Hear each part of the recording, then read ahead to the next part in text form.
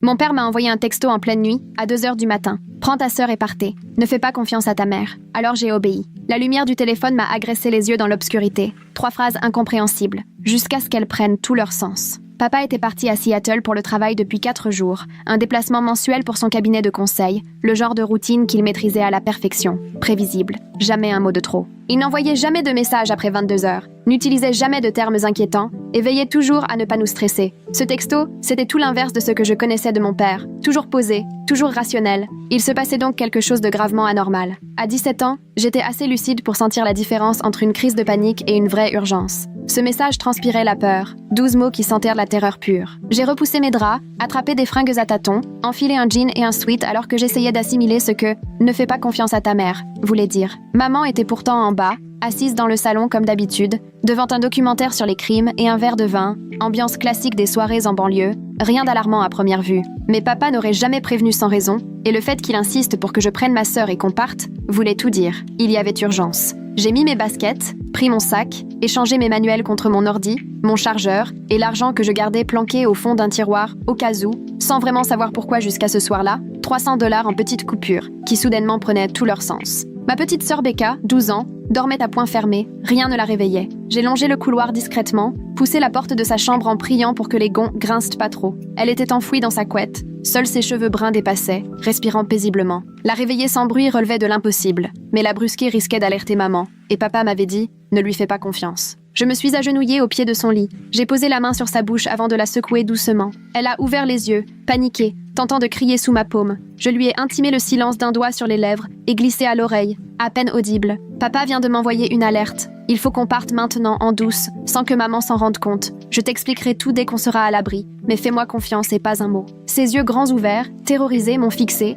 mais elle a hoché la tête. J'ai retiré ma main, elle s'est assise en cherchant ses lunettes à tâtons sur la table de nuit. J'avais déjà préparé des vêtements dans son placard, un jean, un sweat que je lui ai fourré dans les bras en la pressant de se dépêcher. Elle a tout enfilé sur son pyjama, ses mains tremblaient, je l'ai aidée à enfiler la première paire de baskets venue, sans même prendre le temps de faire les lacets. Sa fenêtre donnait sur le jardin, la moustiquaire avait déjà disparu un paquet de fois lors de mes escapades nocturnes. J'ai retiré le cadre d'un geste habitué, évalué la chute de 2,50 m jusqu'au parterre. Pas l'idéal, mais toujours mieux que le béton. J'ai balancé nos sacs dehors, les ai regardés rebondir sur le paillis, puis j'ai aidé Becca à passer par la fenêtre. Elle a hésité, tétanisée par la hauteur. J'ai saisi ses poignets pour la descendre le plus bas possible avant de la lâcher. Elle a atterri dans un bruit sourd terriblement fort à mes oreilles. Je l'ai rejointe aussitôt, me laissant tomber pour amortir la réception. Ma cheville a tourné mais j'ai tenu bon. Becca m'observait, anxieuse et muette. J'ai attrapé sa main et nous avons filé vers la clôture du fond. Avec un peu de chance, il nous restait quelques minutes avant que maman ne remarque quoi que ce soit. La palissade en bois, presque 2 mètres de haut, je l'ai escaladée en prenant appui là où la planche était solide. Puis je suis retombée de l'autre côté, chez les voisins. Becca a galéré pour grimper, mais je l'ai aidée, réceptionnée de l'autre côté. Nous avons traversé 3 jardins, damnés, le cœur battant, avant d'arriver dans une rue à 2 pâtés de maison de chez nous, haletante. Là, j'ai ressorti mon téléphone pour relire le message de papa et chercher un indice que la panique m'aurait fait ignorer. Il était 2h03, 7 minutes avant. Aucun autre message, aucun appel manqué, seulement ces 3 phrases, suspendues, comme une bombe à retardement. J'ai tenté de rappeler, je suis tombée directement sur son répondeur professionnel, totalement décalé vu l'urgence. Becca tirait sur ma manche, réclamant des explications à voix basse, paniquée. Je lui ai montré le texto. J'ai vu son teint virer au blanc même sous la lumière du lampadaire.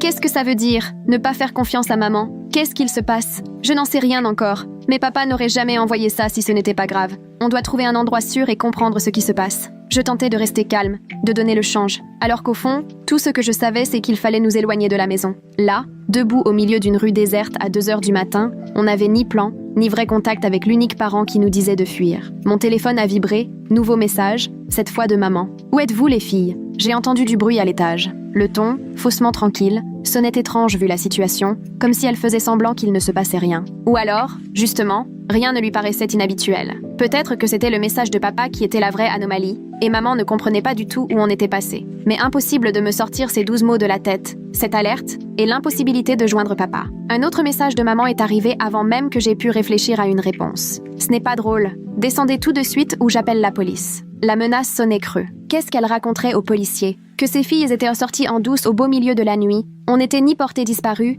ni enlevé. On était parti d'elle-même, suite à l'avertissement de notre père, à moins que maman ait une raison bien précise de vouloir à tout prix l'intervention de la police. Peut-être voulait-elle simplement nous forcer à rentrer, sous la coupe de quelqu'un d'autre? Becca laissait couler des larmes silencieuses, de celles qui naissent que de la peur à 12 ans, quand tout ton univers vole en éclats au beau milieu de la nuit. Je l'ai prise contre moi et on a continué notre marche jusqu'à l'épicerie ouverte toute la nuit, à quelques rues de là où au moins il y avait de la lumière, un peu de passage, un semblant de sécurité, le temps pour moi d'essayer d'y voir plus clair. Mon téléphone ne cessait de vibrer sous les messages de maman, qui passaient de l'incompréhension à la colère puis aux menaces. L'épicerie était quasi déserte, à part un employé l'air complètement blasé, scotché sur son portable derrière la vitre blindée. Avec Becca, on s'est planqué dans le fond du magasin, près des boissons fraîches, tentant de paraître détendu, alors qu'on était manifestement juste deux gamines seules en pleine nuit. J'ai tenté de rappeler papa, mais comme avant, ça basculait direct sur la messagerie, son téléphone sûrement éteint. J'ai alors envoyé un SMS, demandant ce qu'il se passait, précisant qu'on était sortis mais qu'on avait besoin de comprendre. Et là, mon téléphone s'est mis à sonner, maman s'affichait sur l'écran. Je l'ai regardé sonner 3 fois avant de décrocher, en mettant le haut-parleur pour que Becca entende aussi. Sa voix tremblait de nerfs à peine retenus. « Où êtes-vous? Qu'est-ce qu'il se passe ?» Je me réveille et plus de filles. Les fenêtres grandes ouvertes. Vous ne répondez à rien. Tu me fais peur, ma chérie. Elle avait la voix vraiment paniquée, perdue, pas du tout menaçante ni agressive. Mais dans ma tête, le message de papa résonnait en boucle, avec son ton d'urgence si précis qui nous avait fait partir. Papa nous a envoyé un message, ai-je lâché, avec précaution, en scrutant la réaction de Becca. Il a dit de quitter la maison et de ne pas te faire confiance. On veut juste savoir pourquoi il a dit un truc pareil. Il y a eu un long silence, à tel point que j'ai cru que la ligne avait coupé. Puis maman a éclaté d'un rire sec et glacé. Ton père vous aurait écrit ça, en pleine nuit, pour vous dire de fuir. Il est à Seattle, en conférence, probablement en train de picoler dans un bar d'hôtel. Il ne doit même pas savoir ce qu'il fait. Mais papa, je l'ai jamais vu ivre. Même en soirée, il ne buvait quasiment rien. Et son message ne ressemblait pas du tout à un délire d'alcool. On sentait la peur, brute, sans filtre. Mais pourquoi il te traiterait, toi, de danger? Qu'est-ce qu'il redoute de ta part? Maman s'est mise à respirer plus vite, et sa voix s'est durcie. Écoute-moi, ton père est en pleine crise. Il déraille depuis des semaines. Il devient parano. Il raconte n'importe quoi. Il m'accuse de tout et n'importe quoi. Je ne voulais pas vous inquiéter, mais il voit un psy à cause de ça. Son message, ça fait complètement partie de ses délires. Il faut rentrer maintenant, qu'on règle ça ensemble, en famille. Franchement, tout pouvait tenir debout, sauf le moment choisi. S'il perdait les pédales depuis des semaines, pourquoi ce SMS désespéré, cette nuit-là, et pourquoi son téléphone coupé ensuite, s'il était juste à l'ouest? Et puis, la voix de maman, au fond, sonnait terriblement faux, comme si elle jouait la comédie. J'ai croisé le regard de Becca. Elle doutait tout autant que moi. « Je veux parler à papa d'abord », ai-je répondu. Tant que je ne l'ai pas entendu, qu'il ne nous dit pas que c'était une erreur, on ne rentre pas. Maman a lâché un soupir exaspéré, puis j'ai entendu du mouvement, des clés qui s'entrechoquaient, des pas. « Très bien, restez où vous êtes. Je viens vous chercher. On appellera ton père ensemble dans la voiture et on réglera ça tout de suite. » Où vous êtes? Tous mes sens me disaient de ne surtout pas révéler notre position, tant que je n'aurais pas compris ce qui se tramait. On est chez une copine. On rentre dès qu'on aura eu papa. J'ai coupé l'appel sans attendre sa réponse, et j'ai directement éteint mon téléphone, saisi d'une angoisse subite à l'idée d'un traçage possible. Becca a fait pareil, sans qu'aucune consigne ne soit nécessaire. On se comprenait sans parler. L'employé nous observait franchement, doutant visiblement de notre présence à pareille heure. J'ai pris 2 bouteilles d'eau, réglées en liquide, essayant d'avoir l'air aussi normal et pressé que possible. Il fallait bouger, mais aller où? Papa parlait de fuir, mais aucun plan, aucun endroit sûr, juste son avertissement. À peine sortie, Becca m'a attrapé par le bras, m'indiquant la rue derrière nous. Une voiture avançait tout doucement, phare éteint, comme si elle sondait les lieux. Même à distance, j'ai reconnu le SUV argenté de maman, celui qu'elle utilisait pour le boulot et le foot. Elle nous cherchait activement. Elle avait deviné qu'on était dans le coin. On s'est accroupi derrière un camion, guettant l'SUV qui passait. À travers la vitre, je distinguais son profil éclairé par l'écran de son portable. Une expression qui n'avait rien de maternel. Pure froideur. Elle a tourné au coin et là, on a filé en sens inverse, à ras des voitures jusqu'au grand carrefour. Le seul abri à l'horizon, l'arrêt de bus, où on a pu souffler un peu. Papa injoignable, maman qui nous traquait, personne chez qui aller sans risquer d'alerter nos parents. Il nous fallait absolument un adulte fiable, capable d'écouter sans préjugés, quelqu'un d'extérieur. Quand j'ai eu le réflexe de rallumer mon téléphone, il s'est mis à vibrer sous un flot de messages. Presque tous venaient de maman, affolée, mais il y en avait un d'un numéro inconnu. Ici l'agent spécial Victoria Reeves du FBI. Votre père m'a demandé de vous contacter si jamais il lui arrivait quoi que ce soit. Appelez ce numéro au plus vite depuis une ligne sécurisée. Ne rentrez pas chez vous. Ne faites pas confiance à la police locale. J'ai lu ce message 3 fois, tellement c'était surréaliste, avant d'en croire mes yeux. L'intervention du FBI laissait présager des enjeux bien plus sombres qu'une banale crise familiale, et m'a poussé à envisager l'avertissement de papa sous un tout autre angle. On était clairement face à quelque chose de bien plus grave que de simples conflits ou problèmes psychologiques. Becca, qui lisait par-dessus mon épaule, est devenue livide. Pourquoi papa serait-il en contact avec le FBI? Qu'est-ce que maman a bien pu faire? Elle mettait enfin des mots sur les questions qui me hantaient, sans que j'ose les formuler moi-même. J'ai composé le numéro depuis la cabine du magasin, l'angoisse de la géolocalisation me rongeant de plus en plus. Une femme a décroché dès la deuxième sonnerie. Malgré l'heure, sa voix était d'un calme professionnel et pleine d'assurance. Ici l'agent Reeves, qui est à l'appareil. C'est Zoé Brennan. Vous nous avez contacté à propos de mon père, Kevin Brennan. Ce soir, il nous a envoyé un message pour qu'on s'enfuit de chez nous et qu'on ne fasse plus confiance à notre mère. Il faut que vous nous expliquiez ce qui se passe. L'agent Reeves a marqué une pause, et au fil de ce silence, je percevais son clavier crépiter, comme si elle cherchait des infos ou vérifiait un dossier. Votre père collabore depuis 3 mois à une enquête fédérale sur des infractions financières. Il a découvert que votre mère dirigeait une escroquerie complexe, utilisant son agence immobilière pour détourner de l'argent. On était en train de finaliser le dossier, mais ce soir, nos équipes ont perdu sa trace. Son dernier geste a été de vous envoyer ce message d'alerte, juste avant que son téléphone ne s'éteigne. Ces mots m'ont heurté comme un coup de poing. Je me suis agrippée au combiné pour rester debout. Maman n'était pas en pleine crise ou en train de traverser une mauvaise passe. C'était une criminelle, visée par une enquête fédérale. Papa, lui, aidait le FBI en cachette pour réunir des preuves contre elle. Et cette nuit, tout avait dérapé, déclenchant son terrible message. Où était-il à présent? Était-il seulement encore en vie? L'agent Reeves, après un moment d'hésitation, a fini par lâcher « Nous ignorons où il se trouve ». Il aurait dû appeler depuis son hôtel à Seattle il y a près de 3 heures, mais il ne l'a pas fait. Son téléphone a été localisé pour la dernière fois là-bas avant d'être éteint. Nos agents inspectent les lieux, mais son silence, ajouté au message reçu, montre qu'il se sentait menacé. Becca me broyait la manche tellement fort que j'en avais mal au bras, écoutant, pétrifié, ce qui filtrait de ma conversation. Mais de quel danger on parle? Pourquoi maman voudrait-elle lui faire du mal? Même en posant la question, d'innombrables petits détails qui m'avaient semblé sans importance jusqu'ici me revenaient, les absences répétées de maman, ses comptes verrouillés, sa colère soudaine dès qu'on évoquait ses affaires ou qu'on touchait à ses appareils protégés par un mot de passe. Les personnes autour de votre mère n'hésitent pas à éliminer les témoins si elles sentent leur organisation compromise. Si elles ont appris que votre père collaborait avec nous, il devenait une menace à abattre. Si elles l'ont retrouvé, vous et votre sœur êtes aussi en danger. Vous connaissez sa routine, vous pourriez reconnaître ses complices. C'est pour ça qu'il vous a dit de fuir. Le poids de la situation m'est tombé dessus d'un seul coup. Je comprenais enfin l'insistance et la précision de papa dans son message. On ne fuyait pas simplement une dispute de famille. On essayait d'échapper à des criminels prêts à tout pour préserver leurs secrets. Qu'est-ce qu'on est censé faire alors? Où aller? L'agent Reeves m'a donné l'adresse d'un bureau du FBI à une 50aine de kilomètres au nord. Rendez-vous là-bas immédiatement, sans utiliser de carte bancaire ou de téléphone, sauf en ultime recours. Si vous croisez votre mère ou quelqu'un de suspect, appelez tout de suite le 17. Je dépêche des agents, mais ils seront là dans 3 quarts d'heure au mieux. Cachez-vous et restez en mouvement jusqu'à ce qu'ils arrivent. Après avoir raccroché, j'ai tout répété à Becca, voyant sur son visage se succéder l'incrédulité, la peur, puis une maturité grave et résignée. 12 ans, et la voilà forcée d'admettre que notre mère est une criminelle. Papa avait disparu, probablement pire, et nous voilà traqués par des tueurs de sang-froid. C'était irréel, presque insoutenable, pour une enfant qui quelques heures plus tôt ne pensait qu'à ses devoirs et au potin du collège. Juste en face, une compagnie de taxis avait pignon sur rue. On a traversé en vitesse, scrutant chaque véhicule, guettant le SUV argenté de maman. Le standardiste, à moitié endormi, a accepté d'envoyer une voiture et demander l'adresse. J'ai donné une intersection à 2 rues du FBI, trop méfiante pour révéler la véritable destination, même à un taxi banal. Le taxi a mis un bon quart d'heure à arriver. Une vieille berline brinque-ballante, au volant de laquelle un chauffeur manifestement contrarié de tomber sur une course aussi longue en pleine nuit. On s'est tassés à l'arrière. Je lui ai glissé l'argent directement en lui demandant d'éviter les grands axes et de rouler prudemment.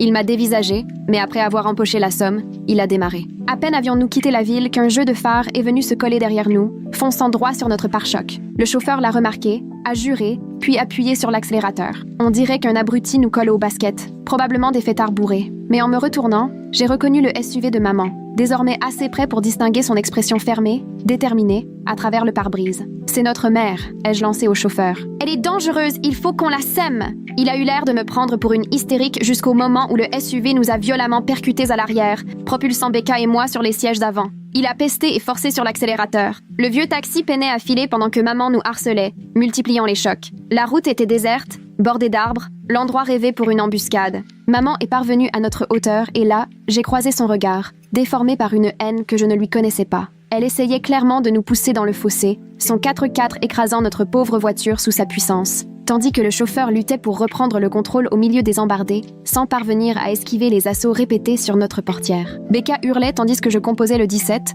essayant tant bien que mal d'expliquer à l'opératrice où nous étions et ce qui se passait, mais elle me demandait sans cesse de ralentir et de répéter. Maman a tenté une dernière manœuvre désespérée. Le taxi a fait un tête-à-queue, a tourné 2 fois sur lui-même avant d'atterrir dans un petit fossé. Même avec nos ceintures, le choc nous a secoués violemment. J'ai heurté la vitre si fort que j'en ai vu des étoiles. Le SUV de maman s'est arrêté net et je l'ai vu s'approcher de nous, le pas ferme, décidé. Le chauffeur, lui, était affalé sur son volant, à moitié conscient ou complètement sonné, et Becca pleurait en tremblant près de moi. Je lui ai saisi la main, j'ai ouvert la portière opposée et on s'est précipité dans le fossé de drainage le long de la route. On a couru à travers les broussailles et dans l'obscurité la plus totale, avec maman qui criait derrière nous, sa voix résonnant dans toute la nuit. « Les filles, arrêtez-vous, je veux vous protéger. Le FBI vous ment, votre père vous ment, je veux simplement vous parler. » Mais ces mots sonnaient faux. Ces gestes n'avaient rien de maternel, rien de quelqu'un qui cherche vraiment à protéger ses enfants. Le fossé rejoignait un tuyau sous la route, alors on l'a traversé à 4 pattes, ressorti de l'autre côté, couverte de boue et d'égratignures. Derrière nous, j'entendais les sirènes se rapprocher. Mon appel avait fini par aboutir. Maman aussi a dû les entendre, parce qu'elle s'est tue soudain, et j'ai perçu le bruit de son moteur qui redémarrait à toute vitesse, loin de la scène. Les voitures de police sont arrivées gyrophares allumés, des agents se sont précipités sur le taxi et ont commencé à fouiller partout. Nous sommes sortis du tuyau, mains en l'air, en criant qu'on était les victimes, que c'était nous qui avions appelé les secours. Un policier est venu vers nous prudemment, la main posée sur son arme, pendant que son collègue s'occupait du chauffeur de taxi, qui reprenait peu à peu ses esprits. J'ai essayé d'expliquer, à bout de souffle, pendant que Becca restait agrippée à moi, en sanglots. Le policier avait l'air sceptique jusqu'à ce que je prononce le nom de l'agent spécial Victoria Reeves du FBI et que je lui montre le message de papa. Là, son visage a changé du tout au tout, il a transmis un code à la radio et nous a demandé de patienter dans sa voiture le temps de vérifier nos dires. 20 minutes plus tard, un convoi de SUV noirs est arrivé. Des agents fédéraux en sont descendus, un signe bien en vue, et ils ont immédiatement pris la situation en main. L'agent Reeves, une femme d'une 40aine d'années au regard acéré par l'expérience des pires affaires, nous a enveloppés dans des couvertures de survie, puis nous a conduites à l'un de leurs véhicules. « Votre père est en vie », nous a-t-elle appris sans détour, et j'ai senti une immense vague de soulagement m'envahir. Il a été attaqué ce soir dans sa chambre d'hôtel, mais il a réussi à mettre ses agresseurs en fuite, et il est désormais sous protection. Il ne cesse de demander de vos nouvelles. Les complices de ta mère n'ayant pas réussi à l'éliminer, ils se sont rabattus sur vous, probablement pour faire pression sur lui et l'empêcher de témoigner. Becca pleurait encore plus fort, soulagée mais submergée par la fatigue et la peur. « Où est maman ? Vous l'avez arrêtée ?» a-t-elle demandé. L'agent Reeves a secoué la tête, l'air grave. Elle a filé avant l'arrivée de la police. Des mandats d'arrêt ont été lancés contre elle pour tentative de meurtre, agression, escroquerie et bien d'autres chefs d'inculpation. Toutes les forces de l'État sont à ses trousses, mais elle a déjà prouvé qu'elle savait se volatiliser quand elle le voulait. Le trajet jusqu'au bureau du FBI s'est fait dans un état second, à moitié sonné, tiraillé entre la fatigue, le choc et l'adrénaline. Après les contrôles de sécurité, on a chacune dû raconter notre version, enregistrant le moindre souvenir de la soirée et du comportement de maman. On nous a apporté à manger, du café brûlant, des couvertures et une attention presque excessive, comme si on risquait de se briser à la moindre contrariété. Papa est arrivé au lever du soleil, dans un état lamentable, visage tuméfié, bras gauche en écharpe, il se déplaçait avec raideur, visiblement souffrant. Dès qu'il nous a vus dans la salle de réunion, il a craqué, nous prenant toutes les deux dans ses bras avec une douceur inquiète pendant que Becca cachait son visage dans sa poitrine en sanglotant. « Je suis désolée, tellement désolée », répétait-il en boucle. « Je n'aurais jamais dû vous faire subir tout ça. Je croyais pouvoir régler tout ça discrètement. Je croyais pouvoir vous protéger. » Petit à petit, toute la vérité a été révélée. Depuis 5 ans, maman menait une vaste escroquerie immobilière, utilisant sa licence pour blanchir l'argent d'une organisation criminelle, et papa avait découvert des preuves irréfutables. Des messages qui montraient non seulement qu'elle était impliquée, mais qu'elle avait un rôle central. Plutôt que de la confronter, il avait contacté le FBI et passé 3 mois à rassembler discrètement des preuves, tout en faisant bonne figure à la maison. Ce soir-là, à cause d'une fuite, les complices de maman avaient appris sa collaboration, et ils avaient envoyé des hommes à son hôtel pour l'éliminer. Heureusement, papa, devenu méfiant, avait renforcé les verrous et préparé un plan d'urgence. Il s'est défendu, est parvenu à s'enfuir, et c'est là qu'il nous a envoyé ce fameux message d'alerte. Il savait bien qu'on serait les prochaines sur la liste. Elle n'a jamais vraiment eu l'intention de vous faire du mal, expliqua papa d'une voix brisée. Elle voulait juste vous récupérer avant le FBI, pour se servir de vous contre moi et empêcher mon témoignage. Mais quand vous lui avez échappé, quand vous n'êtes pas rentré, elle a perdu pied. Ce soir-là, la femme qui vous a pris en chasse, ce n'était plus une mère, mais une criminelle prête à tout pour sauver sa peau. 8 mois plus tard, le procès a eu lieu. Maman a été arrêtée à la frontière canadienne, en tentant de fuir avec de faux papiers et une mallette pleine d'argent. Les preuves amassées par papa et le FBI ne laissaient de place à aucun doute. Des années de fraude et de blanchiment, des millions d'euros détournés. 17 personnes ont été poursuivies dans cette affaire, mais maman a reçu la peine la plus lourde, 25 ans de prison pour fraude, association de malfaiteurs, tentative de meurtre, et la liste de ces crimes était si longue qu'il a fallu 10 minutes au procureur pour tout énumérer. Jamais, lors du procès, elle n'a croisé notre regard. Jamais un mot d'excuse, jamais la moindre explication. Sur le banc des accusés, il ne restait d'elle qu'une étrangère qui arborait le visage de ma mère. Ce jour-là, j'ai compris que nous avions passé toute notre vie aux côtés d'une criminelle sans jamais rien soupçonner. Papa a témoigné pendant 2 jours, la voix ferme malgré une douleur qui se lisait dans ses yeux, racontant comment il était tombé amoureux d'une femme qui n'avait jamais vraiment existé, une femme qui n'avait joué qu'un rôle du début à la fin. Aujourd'hui, Becca et moi vivons avec lui, dans un autre état, sous une forme de protection partielle des témoins. Pas de changement d'identité, ni de déménagement en secret, mais assez de sécurité pour que la peur de croiser un SUV fonçant sur notre voiture ne vienne plus hanter nos nuits. On suit toutes les deux une thérapie, pour apprivoiser la trahison, le choc, et réapprendre à faire confiance, maintenant que l'illusion d'une famille soudée s'est effondrée. De son côté, papa remet petit à petit son cabinet sur pied et tente d'accepter qu'il n'a rien vu venir, tout en nous ayant mises en danger sans le vouloir. Si cette histoire vous a captivé, vous allez adorer les suivantes. Alors abonnez-vous et laissez-moi vos impressions en commentaire.